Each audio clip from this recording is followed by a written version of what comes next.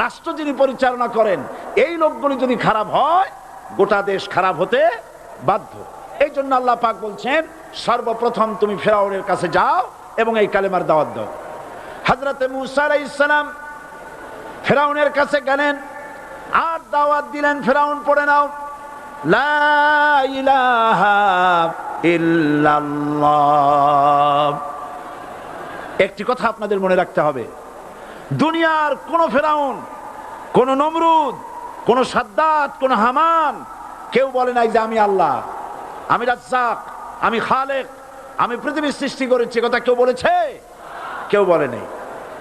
কি বলেছে তারা?